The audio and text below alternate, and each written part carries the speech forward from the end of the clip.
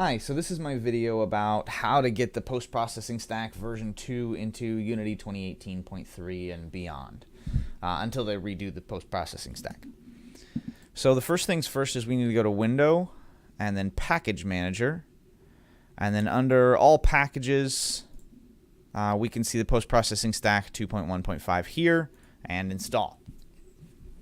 Okay, so now that it's installed, we can go to our scene and start to make some changes. I want to build a simple scene so that I can test out whether or not this is actually working. So I'm going to build a 3D object and a cube right here, and that should get me where I want to go. I'll just set that camera up to be closer. Okay, so step one, I am going to build an empty game object, and I usually call this one post effects. And this is going to get the post-processing volume, which we can search for here in the add component.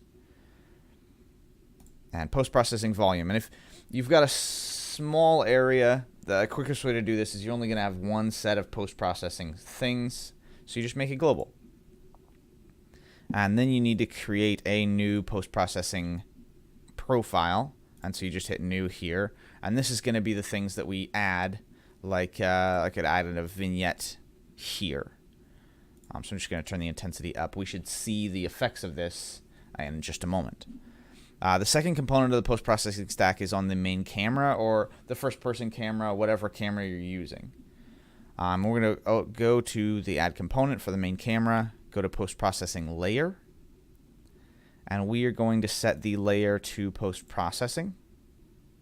And that's really all you have to do on the camera. We can see that I've missed the step on the post effects, which means that I need to change this layer up here on our post effects to post-processing. And voila, you've got post-processing. You can change the smoothness and the roundness and every other effect that you add effect Unity chromatic aberration. Can make this intensity nuts, and so on and so on from there. I guess one more thing is if you want screen space reflections, by default those are not going to work, and it'll tell you this effect only works with the deferred rendering path.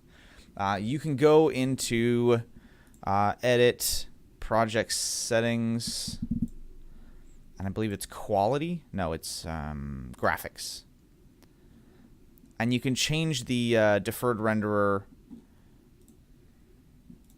somewhere around here. Use defaults. That's a fancy way. The easier way is to just tell your camera to use a deferred renderer. So I'm going to turn on screen space reflections. You can see it there. And I'm going to go to the main camera, and right here under rendering path, instead of use graphics settings, you can set that to deferred. And then if you were to build something like a shiny material that was metallic and smooth, you can drag it into your scene and get those screen space reflections. Just like that. Okay. Have a nice day.